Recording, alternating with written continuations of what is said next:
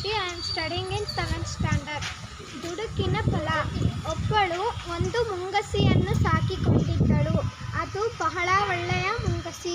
ಆಕೆಯು ಮನೆಯಲ್ಲಿ ಇಲ್ಲದ ವೇಳೆಯಲ್ಲಿ ಅದು ಮನೆಯನ್ನು ಕಾವಲು ಕಾಯುತ್ತಿತ್ತು. ಒಂದು ದಿನ ಆಕೆಯು ನೀರನ್ನು ತರಲು ಬಾವಿಗೆ ಹೊರಟಳು. ಮನೆಯಲ್ಲಿ ಮಗು ನಿದ್ರೆ ಮಾಡುತ್ತಿತ್ತು. ಸ್ವಲ್ಪ ಹೊತ್ತಿನಲ್ಲಿಯೇ ಒಂದು ದೊಡ್ಡ ಹಾವು ಮನೆಯೊಳಗೆ ಬಂದಿತ್ತು. ಮಲಗಿದ್ದ ಮಗುವಿನ ಕಡೆಗೆ ಹೋಗತೊಡಗಿತು. ತಕ್ಷಣ ಮುಂಗಸಿಯು ಹಾವಿನೊಡನೆ ಹೋರಾಡಿ ಅದನ್ನು ಕೊಂದು ಹಾಕಿತು. ಆ ಹೆಂಗಸು ಬಾವಿಯಿಂದ ಹಿಂತಿರುಗಿದಾಗ ಮುಂಗಸಿಯು ಮನೆಯ ಬಾಗಿಲಲ್ಲಿ ಕುಳಿತಿತ್ತು. ಅದರ ಮೂತಿ ಮೈಯೆಲ್ಲ ರಕ್ತದಿಂದ ಕೂಡಿತ್ತು. ಮುಂಗಸಿಯು ಮಗುವನ್ನು ಕೊಂದು ಹಾಕಿದೆ ಎಂದು ಆಕೆಯು ಭಾವಿಸಿದಳು. ಕೂಡಲೇ ನೀರಿನಿಂದ ತುಂಬಿದ್ದ ಕೊಡವನ್ನು ಮುಂಗಸಿಯ ಮೇಲೆ ಕುಕ್ಕಿ ಮನೆಯೊಳಗೆ ಓಡಿದಳು. ಮಗು ಹಾಯಾಗಿ ನಿದ್ದೆ ಮಾಡುತ್ತಿತ್ತು. ಪಕ್ಕದಲ್ಲಿಯೇ ಹಾವು ಸತ್ತು ಬಿದ್ದಿತ್ತು. ತಕ್ಷಣ ಆಕೆಗೆ ತನ್ನ ತಪ್ಪಿನ ಅರಿವಾಯಿತು. ಮನೆಯಿಂದಾಚೆ ಬಂದು ನೋಡಿದರೆ ಮುಂಗಸಿಯು ಸತ್ತಿತ್ತು. ಮಗುವನ್ನು ಕಾಪಾಡಿದ ಮುಂಗಸಿಯನ್ನು ಅನ್ಯಾಯವಾಗಿ ಕೊಂದು ಹಾಕಿದ್ದಕ್ಕಾಗಿ ಬಹಳ ದುಃಖಪಟ್ಟಳು. ಕಥೆಯ ನೀತಿ: ಪ್ರತ್ಯಕ್ಷವಾದರೂ ಪ್ರಮಾಣಿಸಿ ನೋಡು. ನಾನು 7ನೇ ತರಗತಿಯಲ್ಲಿ ಓದುತ್ತಿದ್ದೇನೆ. ಪ್ರಾಮಾಣಿಕತೆಯ ಉತ್ತಮ ಗುಣ. ಒಂದು ಊರಿನಲ್ಲಿ ಒಬ್ಬ ಹಾಲು ಮಾರುವವನು ಇದ್ದನು. ಅವನು ಪ್ರತಿದಿನ ಹಾಲಿಗೆ ಧಾರಾಳವಾಗಿ ನದಿಯ ನೀರನ್ನು ಸೇರಿಸಿ ಪಟ್ಟಣದಲ್ಲಿ ಮಾರುತ್ತಿದ್ದನು. ಪಟ್ಟಣಕ್ಕೆ ಹೋಗಲು ನದಿಯನ್ನು ದಾಟಬೇಕಿತ್ತು. ಅವನ ಮಗಗಳಿಗೆ ಮದುವೆ ನಿಶ್ಚಯವಾಯಿತು. ಪಟ್ಟಣಕ್ಕೆ ಹೋಗಿ ತಾನು ಹಾಲು ಮಾರುತ್ತಿದ್ದವರಿಂದ ಬರಬೇಕಾದ ಎಲ್ಲ ಹಣವನ್ನು ವಸೂಲಿ ಮಾಡಿಕೊಂಡನು. ಅದರಿಂದ ಬೇಕಾದ ಒಡವೆ, ವಸ್ತ್ರ ಮತ್ತು ಇತರ ಸಾಮಗ್ರಿಗಳನ್ನು ಕೊಂಡುಕೊಂಡು ದಣಿಯಲ್ಲಿ ಹೊರಟನು. ದಾರಿಯಲ್ಲಿ ಬಿರುಗಾಳಿಗೆ ಸಿಕ್ಕಿ ದೋಣಿಯು ನದಿಯ ಮಧ್ಯದಲ್ಲಿ ಬಂಡೆಯ ಅಪ್ಪಳಿಸಿತು. ದೋಣಿಯಲ್ಲಿದ್ದ ಸಾಮಾನುಗಳನ್ನು ಅರ್ಧ ಪಾಲು ನದಿಯ ಪಾಲಾಯಿತು. ಆಗ ಹಾಲು ಮಾರುವವನು, ಅಯ್ಯೋ, ನನ್ನ ಸರ್ವಸ್ವವೂ ಹೋಯಿತು. ನನ್ನ ಮಗಳ ಮದುವೆಯನ್ನು ಹೇಗೆ ಮಾಡಲಿ ಎಂದು ಗೋಳಾಡಿದನು.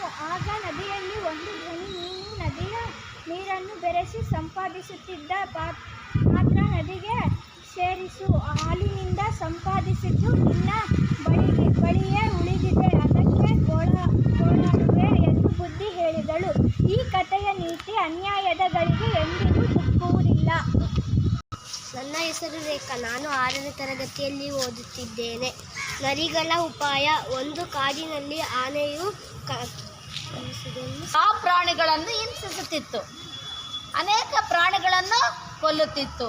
ಹೀಗೆ ಆನೆಗೆ ಸಿಕ್ಕಿ ಅನೇಕ ನರಿಗಳು ಸತ್ತು ಹೋದವು.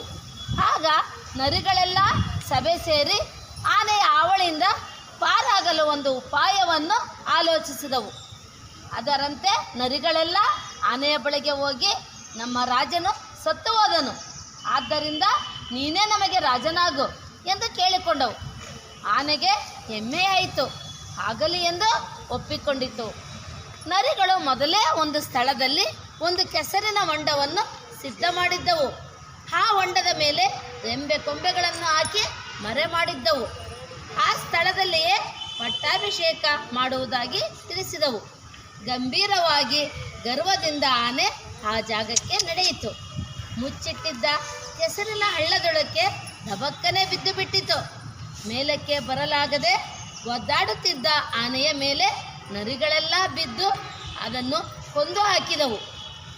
ಈ ಕಥೆ ನೀತಿ ಏನಪ್ಪ ಅಂದರೆ, ಉಪಾಯ ಬಲ್ಲವನಿಗೆ ಅಪಾಯವಿಲ್ಲ. ನೋಡ್ರಿ, ಕಾಡಿನಲ್ಲಿ. ನನ್ನ ಹೆಸರು ದೀಕ್ಷಾ. ನಾನು 6ನೇ ತರಗತಿಯಲ್ಲಿ ಓದುತ್ತಿದ್ದೇನೆ. ಮೊಲ ಮತ್ತು ಸಿಂಹ. ಕಾಡಿನಲ್ಲಿ ಸಿಂಹವೊಂದು ತಾನು ಬಲಶಾಲಿ ಎಂದಿತು. ಇತರರಿಗೂ ತೊಂದರೆ ಕೊಡಲು ಪ್ರಾರಂಭಿಸಿತು. ಮೊಲವು ಪಾಠ ಕಲಿಸಲು ಯೋಚಿಸಿತು. ಸಿಂಹದ ಬಳಿಗೆ ಬಂದಿತು. ನಿನಗಿಂತಲೂ ಬಲಶಾಲಿಯನ್ನು ತೋರಿಸುತ್ತೇನೆ, ಬಾ ಎಂದಿತು. ಬಾವಿಯಲ್ಲಿ ನೋಡಲು ಹೇಳಿತು. ಸಿಂಹವು ತನ್ನ ಬಿಂಬವನ್ನು ನೋಡಿತು. ಹಿಡಿಯಲೆಂದು ಬಾವಿಗೆ ಹಾರಿತು. ಪ್ರಾಣ ಕಳೆದುಕೊಂಡಿತು. ನೀತಿ: ದೈಹಿಕ ಸಾಮರ್ಥ್ಯಕ್ಕಿಂತ ಬುದ್ಧಿವಂತಿಕೆ ಶ್ರೇಷ್ಠವಾದದ್ದು. ನನ್ನ ಹೆಸರು ಮದಿಹಾ. ನಾನು 6ನೇ ತರಗತಿಯಲ್ಲಿ ಓದುತ್ತಿದ್ದೇನೆ. ದುಷ್ಟ ನರಿ. ಒಂದು ಕತ್ತೆ ಮತ್ತು ಒಂದು ನರಿ ಒಳ್ಳೆಯ ಸ್ನೇಹಿತರಾಗಿದ್ದವು. ಒಂದು ದಿನ ಅವು ಒಬ್ಬೊಬ್ಬರಿಗೂ ಕತೆ ಹೇಳುತ್ತಾ ಕಾಡಿನಲ್ಲಿ ಓಡಾಡುತ್ತಿದ್ದವು. ಇದ್ದಕ್ಕಿದ್ದ ಹಾಗೆ ಒಂದು ಸಿಂಹ ಎದುರಿಗೆ ಬಂದಿತು. ಕತ್ತೆ ಮತ್ತು ನರಿಗೆ ಸಿಂಹ ತಮ್ಮನ್ನು ಕೊಂದು ಹಾಕುವುದೆಂದು ಭಯವಾಯಿತು. ಕೂಡಲೇ ಬುದ್ಧಿವಂತ ನರಿ ಸಿಂಹಕ್ಕೆ, ಮಹಾಸ್ವಾಮಿ, ನಾನು ತೀರಾ ಸಣ್ಣವನು, ಕತ್ತೆಯಾದರೂ ದುಷ್ಟಪುಷ್ಟವಾಗಿದೆ, ನಿಮಗೆ ಹೊಟ್ಟೆ ತುಂಬ ಆಹಾರ ಸಿಗುತ್ತದೆ ಎಂದು ಹೇಳಿತು. ಅಷ್ಟೇ ಸಾಲದೆ ನರಿ ಕತ್ತೆಯನ್ನು ಒಂದು ಹಳ್ಳಕ್ಕೆ ದೂಕಿಬಿಟ್ಟಿತು. ಅದು ಓಡಿ ಹೋಗದೆ ಇರಲಿ ಎಂದು ಹಾಗೆ ಮಾಡಿತು. ಕತ್ತೆಯ ಪಾಡನ್ನು ನೋಡಿ ಸಿಂಹಕ್ಕೆ ಮರವಾಯಿತು. ನರಿಯ ದುಷ್ಟಬುದ್ಧಿ ಸಿಂಹಕ್ಕೆ ಇಷ್ಟವಾಗಲಿಲ್ಲ. ಅದರಿಂದ ಅದು ಕತ್ತೆಯನ್ನು ಏನು ಮಾಡಲಿಲ್ಲ, ಬದಲಾಗಿ ದುಷ್ಟ ನರಿಯನ್ನು ಹಿಡಿದು ಕೊಂದು ತಿಂದು ಹಾಕಿತು. ಈ ಕಥೆಯ ನೀತಿ ವಿಪರೀತ ಬುದ್ಧಿ ನಾಶಕ್ಕೆ ಕಾರಣ. ನನ್ನ ಹೆಸರು ಗುರುದತ್ತ. ನಾನು 6ನೇ ತರಗತಿಯಲ್ಲಿ ಓದುತ್ತಿದ್ದೇನೆ. ನಾನು ಓದುತ್ತಿರುವ ಕತೆ ನಾಯಿ ಮತ್ತು ಮೇಕೆ. ಒಂದು ನಾಯಿಯು ಮೇಕೆಯ ವಿರುದ್ಧ ದೂರು ಕೊಡಲು ನ್ಯಾಯಾಲಯಕ್ಕೆ ಹೋಯಿತು. ಆಗ ತೋಳ ನ್ಯಾಯಾಧೀಶನಾಗಿತ್ತು. ನರಿ ಮತ್ತು ರಣಹದ್ದುಗಳು ನಾಯಿಯ ಪರವಾಗಿ ಸಾಕ್ಷಿಗಳಾಗಿದ್ದವು. ಮೇಕೆಯು ನಾಯಿಯ ಬಳಿ ಹಣವನ್ನು ಸಾಲವನ್ನಾಗಿ ತೆಗೆದುಕೊಂಡಿದೆ ಮತ್ತು ಹಣವನ್ನು ಬಡ್ಡಿಯ ಸಹಿತವಾಗಿ ವಸೂಲು ಮಾಡಬೇಕಾಗಿದೆ. ನಾಯಿಯ ದೂರಾಗಿತ್ತು. ಸರಿಯಾಗಿ ವಿಚಾರಣೆ ನಡೆಸದೆ ನಾಯಿಯ ಪರವಾಗಿಯೇ ನ್ಯಾಯಾಲಯವು ತೀರ್ಪನ್ನು ನೀಡಿತ್ತು. ಸಾಲವಾಗಿ ಪಡೆದ ಹಣ ಮತ್ತು ಬಡ್ಡಿಯ ಬದಲಾಗಿ ಮೇಕೆಯ ದೇಹವನ್ನು ಕತ್ತರಿಸಿ ಹಂಚಿ ತಿನ್ನಬೇಕೆಂದು ನ್ಯಾಯಾಧೀಶನಾಗಿದ್ದ ತೋಳವು ತೀರ್ಪನ್ನು ಕೊಟ್ಟಿತ್ತು. ನ್ಯಾಯದ ಹೆಸರಲ್ಲಿ ಅಸಹ್ಯಕರವಾದ ಮೇಕೆಗೆ ಅನ್ಯಾಯವಾಯಿತು. ನೀತಿ ದುಷ್ಟರಿಂದ ಖಂಡಿತವಾಗಿಯೂ ನ್ಯಾಯ ಸಿಗುವುದಿಲ್ಲ. ನನ್ನ ಹೆಸರನ್ನು ನಾನು 6ನೇ ತರಗತಿ ಓದುತ್ತಿದ್ದೇನೆ. ನಾನು ಹೇಳುವ ಕತೆ ಮೀನುಗಾರನ ಮತ್ತು ದೇವತೆ. ಒಂದು ಸಾರಿ ಒಬ್ಬ ಮೀನುಗಾರನ ಬಲೆಯಲ್ಲಿ ಮೀನಿನ ರೂಪದ ದೇವತೆ ಒಬ್ಬಳು ಸಿಕ್ಕಿಬಿದ್ದಳು. ತನ್ನನ್ನು ಬಿಟ್ಟು ಬಿಡಲು ಕೇಳಿಕೊಂಡಳು. ಹಾಗೆ ಮಾಡಿದ ಮೀನುಗಾರನಿಗೆ ಬೇಕಾದ ಇಷ್ಟವಾದ ವರವನ್ನು ಕೊಟ್ಟಿದ್ದೇನೆಂದು ಹೇಳಿ ಮಾಯವಾದಳು. ಮನೆಯ ಬಂದು ಹೆಂಡತಿಗೆ ಎಲ್ಲ ವಿಷಯವನ್ನು ಮೀನುಗಾರನು ತಿಳಿಸಿದ್ದನು. ಆಕೆಯು ಒಂದು ದೊಡ್ಡ ಮನೆಯನ್ನು ಪಡೆಯುವಂತೆ ಹೇಳಿದಳು. ಮೀನುಗಾರನ ಕೋರಿಕೆಯಂತೆ ಒಂದು ದೊಡ್ಡ ಮನೆಯು ಮೀನುಗಾರನಿದ್ದನು. ಮೀನುಗಾರನ ಹೆಂಡತಿಗೆ ಆಸೆ ಹೆಚ್ಚಾಗಿತ್ತು. ತಾನು ರಾಣಿಯಾಗಬೇಕೆಂದು ಬಯಸಿದಳು. ದೇವತೆಯ ವರದಿಂದ ರಾಣಿಯೊಂದಳು. ಮೀನುಗಾರನು ಮನೆಯ ಬಂದಾಗ ದರ್ಪದಿಂದ ಹಾಗೆ ಕೊಳಕು ಬಟ್ಟೆಗಳಲ್ಲಿಂದ ಗಂಡನನ್ನು ನೋಡಿ ಹೊರಗೆ ಅಟ್ಟಿದಳು. ದುಃಖದಿಂದ ನದಿಯ ತೀರಕ್ಕೆ ಬಂದ ಮೀನುಗಾರನು ದೇವತೆಗೆ ನಡೆದಿದ್ದನ್ನೆಲ್ಲ ಹೇಳಿದನು. ದೇವತೆಗೆ ಸಿಟ್ಟು ಬಂದು ತಾನು ಕೊಟ್ಟಿದ್ದ ವರಗಳನ್ನು ಹಿಂದಕ್ಕೆ ಪಡೆದಳು. ಮೀನುಗಾರನು ಮನೆಗೆ ಹಿಂದಿರುಗಿದಾಗ ಅವನ ಹೆಂಡತಿಯು ಮೊದಲಿನಂತೆಯೇ ಮರುಕು ಗುಡಿಸಲಿನಲ್ಲಿ ಅರುಕು ಸೀರೆಗಳನ್ನುಟ್ಟು ಗಂಜಿಯನ್ನು ಬೇಯಿಸಿದಳು. ಇದರ ನೀತಿ ಅತಿ ಆಸೆ ಗತಿಗೇಡು. ನನ್ನ ಹೆಸರು ಯುವರಾಜ. ನಾನು ಕರಡಿ ಮತ್ತು ನರಿ ಕಥೆ ಹೇಳುತ್ತಿದ್ದೇನೆ. ಒಂದು ದಿನ ಕರಡಿಯು ನರಿಯ ಹತ್ತಿರ ಜಂಬ ಕೊಚ್ಚಿಕೊಳ್ಳುತ್ತಿತ್ತು. ನಾನು ಮನುಷ್ಯರಿಗೆ ಬಹಳ ಗೌರವವನ್ನು ಕೊಡುತ್ತೇನೆ. ಸತ್ತ ಮನುಷ್ಯರಿಗೆ ಕೂಡ ನಾನು ಅಷ್ಟೇ ಗೌರವವನ್ನು ಕೊಡುತ್ತೇನೆ.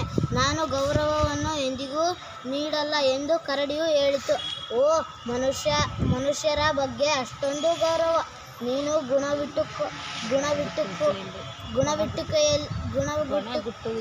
ಗುಣಗುಟ್ಟುವಿಕೆಯಲ್ಲಿ ಬಹಳ ಅಸತ್ಯ. ಹಡಗಿಗೆ ಮನುಷ್ಯನು ನಿನ್ನ ಎದುರಿಗೆ ಬಂದಾಗ ನೀನು ನಡೆದುಕೊಳ್ಳುವ ರೀತಿ ನೋಡಿದರೆ ನಿನ್ನ ಗೌರವ ಅರಿವಾಗುತ್ತದೆ. ನಿನ್ನೆಯ ದಿನ ನೀನು ಒಬ್ಬ ಮನುಷ್ಯನಿಂದ ತೊಂದರೆಗೆ ಸಿಕ್ಕಿಕೊಂಡು ಗುಣಗುಟ್ಟುತ್ತಾ ಓಡಾಡುತ್ತಾ ಇದನ್ನು ನಾನು ನೋಡಿದೆನು ಎಂದು ನರಿಯು ಹೇಳಿತು. ಕರಡಿಗೆ ತನ್ನ ಜಂಬದ ಮಾತುಗಳಿಂದ ಪ್ರಯೋಜನವಿಲ್ಲ ಎಂದು ಅರಿವಾಯಿತು. ಇದರ ನೀತಿ ಒಣ ಜಂಬದ ಮಾತುಗಳಿಗೆ ಪ್ರಯೋಜನವಿಲ್ಲ. ನನ್ನ ಹೆಸರು ಶರಾವತಿ. ನಾನು 5ನೇ ತರಗತಿಯಲ್ಲಿ ಓದುತ್ತಿದ್ದೇನೆ. ನಾನು ಹೇಳುತ್ತಿರುವ ಕಥೆಯ ಹೆಸರು ನಾಯಿ ಮತ್ತು ನರಿ. ಒಂದು ದಿನ ನಾಯಿ ಮತ್ತು ಒಂದು ನರಿ ತುಂಬ ಸ್ನೇಹಿತರಾಗಿದ್ದವು. ಒಂದು ದಿನ ಒಂದು ಹೊಂಡದ ಹತ್ತಿರ ಒಂದು ಮೊಲ ಕುಳಿತಿತ್ತು. ಅದನ್ನು ನರಿ ಮತ್ತು ನಾಯಿ ನೋಡಿದವು. ನರಿಗೆ ಒಂದು ಆಲೋಚನೆ ಬಂತು. ನಾಯಿಯನ್ನು ಗೇಲಿ ಮಾಡಬೇಕೆನಿಸಿತು. ಅದು ನಾಯಿಗೆ, ಗೆಳೆಯ, ನೀನು ಆ ಮೊಲವನ್ನು ಹಿಡಿ ನೋಡೋಣ ಎಂದು ಹೇಳಿತು. ಕೂಡಲೇ ನಾಯಿ ಆ ಮೊಲವನ್ನು ಅಟ್ಟಿಸಿಕೊಂಡು ಓಡಿತು. ಆದರೆ ಮೊಲ ನಾಯಿಗಿಂತ ಬಹಳ ವೇಗವಾಗಿ ಓಡಿತು. ಓಡಿ ನಾಯಿಗೆ ಆಯಾಸವಾಗಿ ಎದುರಿಸಿರು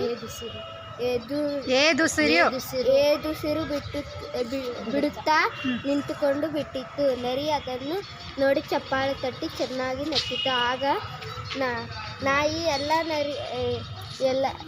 ನರಿಯಣ್ಣ, ನಾನೇನು ಆ ಮೊಲವನ್ನು ಕೊಲ್ಲಬೇಕು ಅಂತ ಓಡಿದ, ಆದರೆ ಅದು ತನ್ನ ಪ್ರಾಣವನ್ನು ಉಳಿಸಿಕೊಳ್ಳಬೇಕು ಅಂತ ಓಡಿತು. ಯಾರು ತಮ್ಮ ಪ್ರಾಣವನ್ನು ಉಳಿಸಿಕೊಳ್ಳಲು ಓಡುತ್ತಾರೋ ಅವರು ಅತ್ಯಂತ ವೇಗವಾಗಿ ಓಡಬಲ್ಲರು. ಇದು ಸತ್ಯ, ಇದನ್ನು ನೀನು ಅರ್ಥ ಮಾಡಿಕೊ ಎಂದು ಬುದ್ಧಿ ಹೇಳಿತು. ನಗುತ್ತಿದ್ದ ನರಿ ಇದನ್ನು ಕೇಳಿ ತೆಪ್ಪಗಾಯಿತು. ಜೀವಕ್ಕೆ ಆಪತ್ತು ಬಂದಾಗ ಕಾಲು ಚುರುಕಾಗುತ್ತದೆ. ಓದುವ ಅಭಿಯಾನದ 2ನೇ ದಿನದ ಕಾರ್ಯಕ್ರಮವನ್ನು ನೀವೆಲ್ಲರೂ ಯಶಸ್ವಿಯಾಗಿ ನಡೆಸ್ಕೊಟ್ಟಿದ್ದೀರಲ್ಲ. ಸುಮಾರು ಜನ ಎಲ್ಲ ಕಥೆಗಳನ್ನೆಲ್ಲ ಓದಿದ್ದೀರಿ, ಒಂದಷ್ಟು ಜನ ತಪ್ಪು ಮಾಡಿದೆ. ನೆಕ್ಸ್ಟ್ ತಪ್ಪು ಮಾಡದಿರೋ ಥರ ಓದಬೇಕು, ಸರಿನಾ? ಈ 2ನೇ ದಿನದ ಓದುವ ಅಭಿಯಾನದಲ್ಲಿ ಕಥೆಗಳನ್ನ ಓದಿರ್ತಕ್ಕಂಥ ಎಲ್ಲ ನನ್ನ ಓದು ಮಕ್ಕಳಿಗೆ ಶಾಲೆಯ ಶಿಕ್ಷಕರ ಪರವಾಗಿ ತುಂಬ ಹೃದಯದ ಧನ್ಯವಾದಗಳು.